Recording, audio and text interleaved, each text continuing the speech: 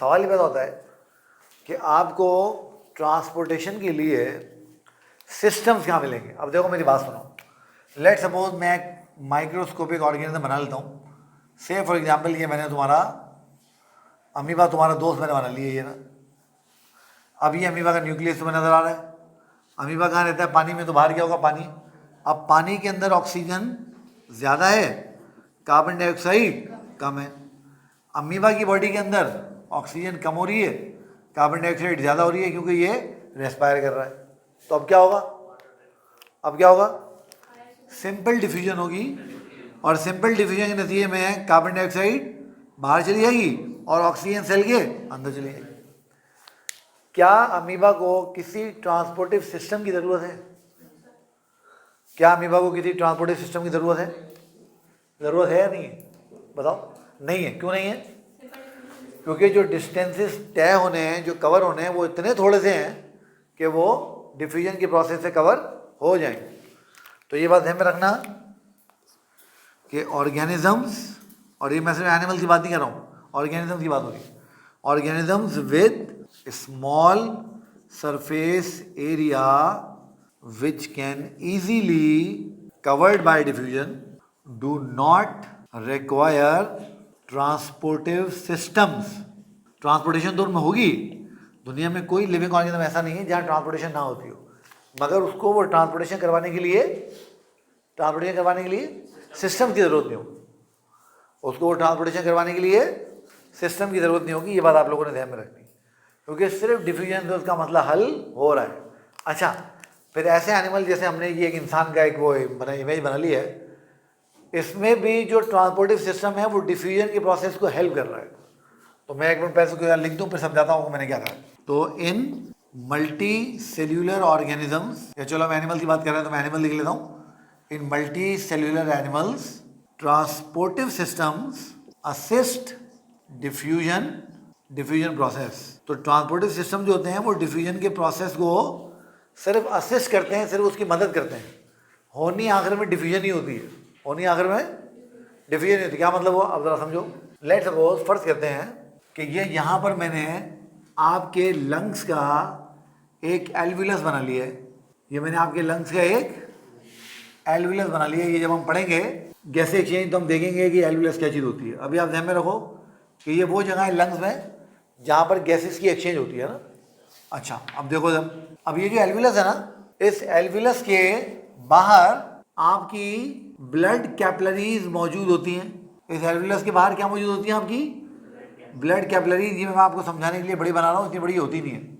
और आप समझ रहे हो कि जब ब्लड कैपिलरीज हैं तो ब्लड कैपिलरीज के अंदर क्या होगा? ब्लड कैपिलरीज के अंदर ब्लड होगा, है ना। और ब्लड किसका पार्ट है? ब्लड हमारे ट्रांसपोर्टिव सिस्टम का पार्ट है। किसका पार्ट है? ट्रांसपोर्टिव सिस्टम। ठीक हो गया। अब हुआ क्या? हुआ ये कि तुम्हारे एल्विलस में तुमने सांस ली। जब तुमने सांस ली तो इसके अंदर एयर आ गई। क्या आ गई इसके अंदर? एयर। अब देखो, एयर के अंदर ऑक्सीजन होती है, तुम्हें पता है 21%, और कार्बन डाइऑक्साइड तुम्हें पता है कितनी होती है? 0.03%। बहुत ही कम होती है, ना होने के बराबर, है ना। इसके बरक्स अगर मैं तुम्हारे इस ब्लड को देखूं, इस ब्लड को जो कि आ रहा है यहाँ पर, तो इस ब्लड में जो ऑक्सीजन है वो 16% है और कार्बन डाइऑक्साइड 4% है। कार्बन डाइऑक्साइड क्या है? 4%। अब तुम लोग मुझे बताओ क्या होगा? शाबाश, क्या होगा? ऑक्सीजन कहाँ ज़्यादा है? एयर में। कहाँ कम है? ब्लड में। तो एयर से ऑक्सीजन निकलेगी और कहाँ जाने लगेगी? ब्लड में। अब बताओ मुझे तुम, ये प्रोसेस कौन सा हो रहा है?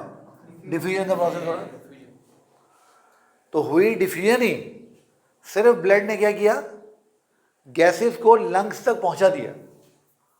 ब्लड ने क्या किया? गैसेस को लंग्स तक पहुंचा दिया। आखिर में हुई क्या? डिफ्यूजन हुई। तो देखो हमने क्या लिखा है कि in multi cellular animals transportive system assist diffusion process. वो डिफ्यूजन की मदद कर रहे होते हैं, यानी आखिर में होनी डिफ्यूजन ही होती है। अच्छा, फिर देखो ये हो गया। अब तुम मुझे बताओ कार्बन डाइऑक्साइड के साथ क्या होगा?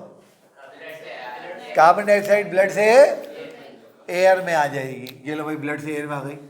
अब तुम मुझे बताओ ये भी कौन सा प्रोसेस हो रहा है? डिफ्यूजन का प्रोसेस हो रहा है। अब ये ब्लड जिसके पास पहले ऑक्सीजन कम थी, ये ब्लड जिसके पास पहले ऑक्सीजन कम थी, अब इसके बाद ऑक्सीजन क्या हो गई, ज्यादा हो गई। अब इसके बाद ऑक्सीजन क्या हो गई, ज्यादा हो गई। अब जरा बात समझना ध्यान से। अब ये लंग से ऑक्सीजन लेके चला, फर्ज करो ब्रेन के सेल्स के पास, फर्ज करो कहाँ पहुंचा ये, ब्रेन के सेल्स के पास। अब ये तुम्हारी वेसल है, इस वेसल के अंदर ऑक्सीजन ज्यादा है, और ये बाहर तुम्हारे सेल बैठे हैं, ये बाहर तुम्हारे सेल बैठे हैं, इस सेल के पास ऑक्सीजन कम है और कार्बन डाइऑक्साइड ज़्यादा है। और वो जो तुम ब्लड लेके आओ, ब्लड में ऑक्सीजन ज़्यादा है, कार्बन डाइऑक्साइड कम है। अब बताओ क्या होगा, क्या होगा शाबाश बताओ। ब्लड से ऑक्सीजन निकल के कहाँ चली जाएगी, सेल के पास, और सेल से कार्बन डाइऑक्साइड निकल के कहाँ चली जाएगी, ब्लड के पास। प्रोसेस कौन सा हुआ, डिफ्यूजन का। प्रोसेस कौन सा हुआ, डिफ्यूजन का। तो देखो ट्रांसपोर्टेशन सिस्टम ने क्या किया, डिफ्यूजन के प्रोसेस को ही असिस्ट किया। तो ये इससे हमें ये बात समझ में आई कि लिविंग ऑर्गेनिज्म में ट्रांसपोर्टेशन के लिए जो फंडामेंटल प्रोसेस इस्तेमाल होगा, जो एक्सचेंज के लिए मेन प्रोसेस इस्तेमाल होगा, वो हमेशा डिफ्यूजन ही होगा। हमेशा वो हमेशा क्या होगा, वो हमेशा डिफ्यूजन ही होगा। तो फिर जो ट्रांसपोर्टेशन सिस्टम है वो क्या कर रहे हैं, वो डिफ्यूजन के प्रोसेस की मदद कर रहे हैं, वो डिफ्यूजन के प्रोसेस की मदद कर रहे हैं। वो जो डिस्टेंस के साथ टाइम बढ़ता जा रहा था, उस टाइम को कम कर रहे हैं, उस टाइम को कम कर रहे हैं। अब जब इसके बाद कार्बन डाइऑक्साइड ज़्यादा हुई और ऑक्सीजन कम हो गई, तो ये घूम के वापस कहाँ पहुँचेगा, लंग्स के पास, फिर गैस एक्सचेंज होगी और ये साइकिल चलती जाएगी, चलती जाएगी, चलती जाएगी और चलती जाएगी।